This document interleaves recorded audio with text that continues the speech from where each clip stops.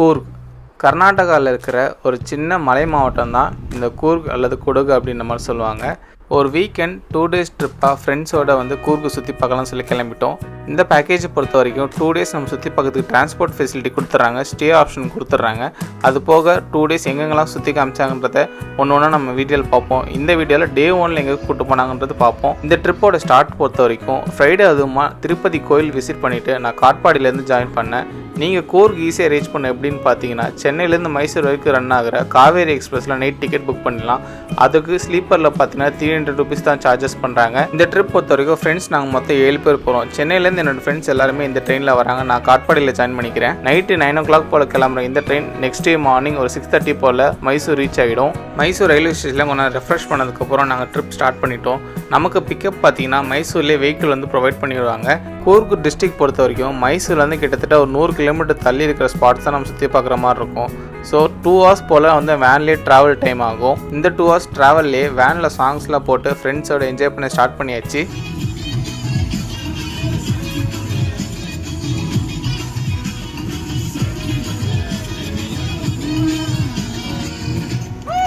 ஒரு 2 hours ட்ராவலுக்கு அப்புறம் கூர்க் டிஸ்ட்ரிக்டில் இருக்கிற குஷல் நகர் அப்படின்ற ஒரு ஊருக்கு நம்ம ரீச் ஆகிடுச்சு. இங்கே தான் நமக்கு ஸ்டே ப்ரொவைட் பண்ணியிருக்காங்க.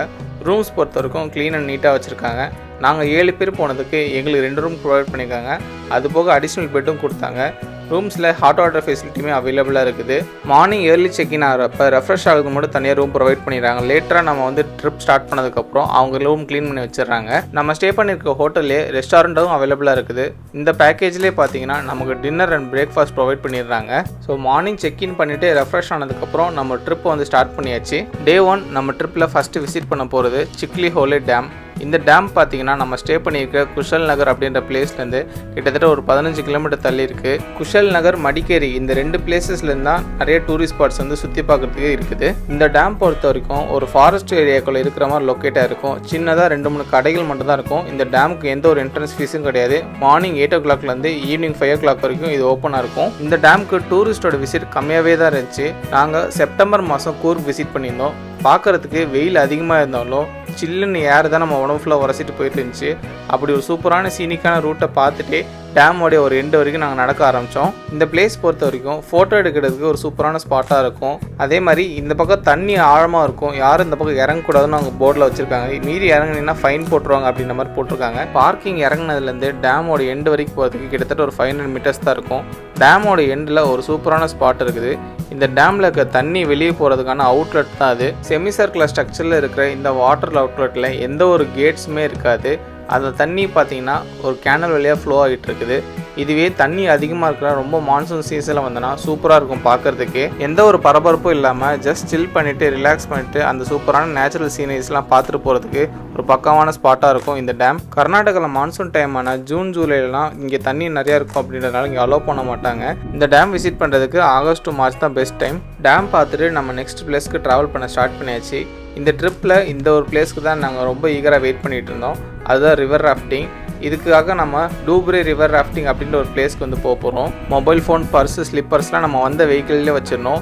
எந்த ஒரு ஐட்டமும் ராஃப்டிங் அலோட் கிடையாது. இந்த ராஃப்டிங் லொக்கேட்டாக இருக்க பிளேஸில் தான் பார்த்தீங்கன்னா எலிஃபென்ட் கேம்பும் லொக்கேட்டாக இருக்குது. அன்ஃபார்ச்சுனேட்லி அந்த டைமிங்ஸ் எங்களுக்கு செட் ஆகலை. Morning 9 to 11 and evening 4:30 to 5:30 மட்டும் தான் ஓப்பனில் இருக்கும். அந்த டைம் வந்தீங்கன்னா நீங்கள் எலிஃபென்ட் பாத் பண்ணுறதும் பார்க்கலாம். இங்கே நாங்கள் அந்த பிளேஸ்க்கு வரதே ஒரு 12 o'clock மேலே ஆயிடுச்சு. அதனால் எங்களால் கேம்ப் சைட் விசிட் பண்ண முடியல. இதோட என்ட்ரன்ஸ் ஃபீஸ் பொறுத்த வரைக்கும் கிட்டத்தட்ட 250 ரூபா கிட்ட வாங்குவாங்க. அது போக நீங்கள் எலிஃபென்ட் ரைட் பண்ணால் தனியாக காஸ்டிங் சார்ஜ் பண்ணுவாங்க. இது நம்ம காவேரி ஆற்ற ஒரு கரையிலேருந்து இன்னொரு கரைக்கு போய் தான் பார்க்குற மாதிரி இருக்கும். So up and down boat சர்வீஸும் இந்த காஸ்ட்டில் இன்க்ளூடடாக இருக்கும். எலிஃபென்ட் கேம்ப் போகிற மாதிரிச்சுன்னா இந்த ஓப்பனிங் ஹவர்ஸில் நீங்கள் விசிட் பண்ணிக்கோங்க பிளான் பண்ணிவிட்டு. நம்ம இப்போ போகிற ரிவர் ராஃப்டிங்கில் ஒரு பிரச்சனை வந்துருச்சு. என்னென்னா ஒரிஜினல் ரிவர் ராஃப்டிங் கிட்டத்தட்ட 7 கிலோமீட்டருக்கு ஒரு ஆளுக்கு 850 ரூபா கிட்ட சார்ஜ் பண்ணுவாங்க அப்படின்னு மாதிரி சொன்னாங்க. தண்ணி அதிகமாக இல்லாதனால அது நம்மளால் போக முடியல. ஸோ நார்மலாக ஒரு 1.5 மணி நேரத்துக்கு ஸ்விம்மிங் அண்ட் போட்டிங் மட்டும் இங்கே ப்ரொவைட் பண்ணுறாங்க. இதுக்கு சார்ஜஸ் பார்த்தீங்கன்னா 300 rupees வாங்குறாங்க. இந்த ரைடுக்குமே நம்ம ஃபோன் எடுத்துகிட்டு போகல. நீங்கள் வேணும்னா தனியாக அவங்க கோப்ரோ வச்சுருக்காங்க. அதில் எக்ஸ்ட்ரா பே பண்ணி கூட வாங்கிக்கலாம். நமக்கு அசைனான போர்டு போட்மேன் அவர் ஃபோனில் சில வீடியோஸில் எடுத்துற அதோட கிளிப்பிங்ஸ் மட்டும் இங்கே ஆட் பண்ணுறேன். போட் ரைடை விட ஒரு அரை மணி நேரத்துக்கு மேலே நம்ம லைஃப் ஜாக்கெட் போட்டு அந்த காவேரி ஆற்றுல ஸ்விம்மிங் அலோவ் பண்ணுவாங்க. இந்த ஒரு எக்ஸ்பீரியன்ஸ்க்காகவே நிச்சயமாக வந்து இந்த போட்டிங் அண்ட் ஸ்விம்மிங் வந்து ட்ரை பண்ணலாம். So 7 kilometre river rafting June July ஜூலை மாதம் நல்ல பீக் மான்சூன் இருக்கும். அந்த டைம் வந்து தண்ணி அதிகமாக ஃப்ளோ ஆகும். அப்போ வந்தீங்கன்னா அந்த லாங் ரிவர் ராஃப்டிங் ட்ரை பண்ணலாம் அப்படின்ற மாதிரி நாங்கள் சொன்னாங்க.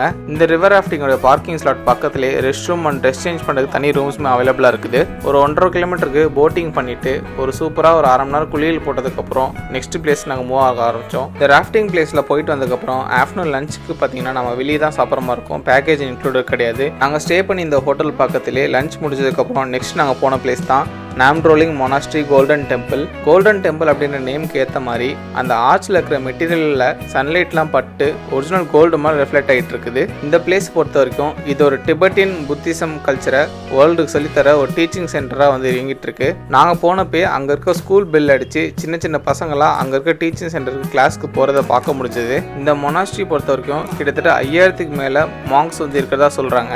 குஷல் நகர்லேருந்து கிட்டத்தட்ட 5 கிலோமீட்டர் டிஸ்டன்ஸில் இருக்க இந்த கோல்டன் டெம்பிளில் இருக்க காம்ப்ளெக்ஸில் கிட்டத்தட்ட 15,000 பேர் கிட்ட தங்குற அளவுக்கு ஃபெசிலிட்டி அவைலபிளாக இருக்குது. இந்த காம்ப்ளெக்ஸில் 2-3 பில்டிங்ஸில் வந்து டெம்பிள் மாதிரி வச்சுருக்காங்க. அதில் மெயின் டெம்பிளுக்கு போகிறதுக்கு முன்னாடி சைடில் ஸ்லிப்பர் ஸ்டாண்ட் இருக்கும். அங்கே ஸ்லிப்பர் வந்து நம்ம டோக்கன் போட்டுட்டு டெம்பிள்குள்ளே போயிட்டு வரலாம். இந்த டெம்பிள்குள்ளே சென்டரில் இருக்கிறது புத்தர் சிலை, அதுக்கப்புறம் ஒரு சைடில் அமுத்தாயஸ், இன்னொரு சைடில் வந்து பத்ம சாம்பவா அப்படின்ற 2 பேரோட சிலைகள் இருக்குது. இப்போ நீங்கள் பார்க்குற பில்டிங்கில் இருக்க வீல் தான் புத்திசமை ரெப்ரசன்ட் பண்ணும் அப்படின்ற மாதிரி சொல்கிறாங்க. மெயின் டெம்பிளில் ஒரு 10 நிமிஷம் போல் உள்ளே உட்காந்து ப்ரேயர் பண்ணிட்டு மெடிடேஷன் பண்ணிட்டு போகலாம். அது போக அங்கே இருக்க புத்திசம் ஃபாலோ பண்ணுற மாங்ஸ் கிட்டையும் நீங்கள் உட்காந்து பேசுகிற மாதிரி வச்சுருக்காங்க. அவங்க கிட்டே நீங்கள் நார்மலாக வாயெல்லாம் பேசி கன்வர்சேஷன் பண்ண முடியாது. அவங்க ஒரு புக்கில் எழுதுறாங்க, அதுக்கேற்ற மாதிரி நீங்கள் பதில் சொல்கிற மாதிரி இருக்கும். அப்படியே கன்வர்சேஷன் பண்ணுற மாதிரி இருக்கும். இந்த டெம்பிளோட ஓப்பனிங் அண்ட் க்ளோசிங் ஹவர்ஸ் பார்த்தீங்கன்னா மார்னிங் 9லேருந்து ஈவினிங் 6 வரைக்கும் ஓப்பனில் இருக்கும். ஓம் மணி ஹம் அப்படின்ற ஒரு வார்த்தையை இங்கே இருக்க மாங்ஸ்லாம் வாயில் ப்ரொனவுன்ஸ் பண்ணிகிட்டே இருக்காங்க. இப்போ நீங்கள் பார்க்குற சிலிண்ட்ரிக்கல் ஷேப்பில் இருக்க ஒரு ஆப்ஜெக்ட் மேலே நிறையா மந்திரங்கள் எழுதியிருக்காங்க. அதை நீங்கள் ரொட்டேட் பண்ணுறது மூலிமா நீங்கள் அந்த ப்ரேயரை வந்து சொல்கிற மாதிரி அர்த்தம் அப்படின்ற மாதிரி இங்கே வந்து நம்பப்படுது.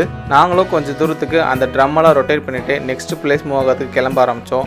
நாங்கள் இங்கேருந்து கிளம்பும் போதே பார்த்தீங்கன்னா டைம் ஒரு 6:15 to 6:30 மேலே ஆயிடுச்சு. டே 1 பிளானில் இருந்த ஒரு பிளேஸ்க்கு எங்களால் போக முடியல. ஏன்னா அந்த ஸ்பாட் பார்த்தீங்கன்னா ஒரு 5:30 மணிக்கெலாம் க்ளோஸ் பண்ணிடும் அப்படின்ற மாதிரி சொன்னாங்க. அதுக்கு பதிலாக வேறு ஒரு ஸ்பாட்டுக்கு வந்து எங்கள் வேன் டிரைவர் வந்து கூப்பிட்டு போகிறோம் அப்படின்ற மாதிரி சொன்னாங்க. அந்த ஸ்பாட்டோட நேம் தான் ஹரங்கி டேம். இந்த டேம் பார்த்தீங்கன்னா கிட்டத்தட்ட நாங்கள் இருக்கிற பிளேஸ்லேருந்து ஒரு 9 கிலோமீட்டர் தள்ளி லொக்கேட் ஆகிருக்குது.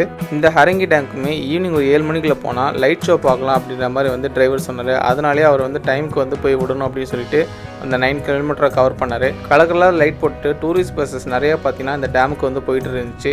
இந்த டேமுக்கு என்ட்ரன்ஸ் பார்த்தீங்கன்னா ஒரு ஆளுக்கு வந்து 10 ரூபா சார்ஜ் பண்ணுறாங்க. ஷார்ப்பாக 7 மணிக்கு நம்மளை வந்து டேமில் வந்து டிரைவர் வந்து ட்ராப் பண்ணிட்டாரு. டேமோட என்ட்ரன்ஸ்லேருந்து அந்த ஃபவுண்டைன் ஷோ பார்க்கறதுக்கு கொஞ்சம் தூரம் நடந்து போகிற மாதிரி இருக்கும். நாங்கள் அங்கே மியூசிக் சவுண்ட் கேட்டதுனால அதை நோக்கி வந்து நாங்கள் நடக்க ஆரம்பித்தோம். நாங்கள் போனப்போ அந்த ஷோ ஸ்டார்ட் பண்ணிட்டாங்க.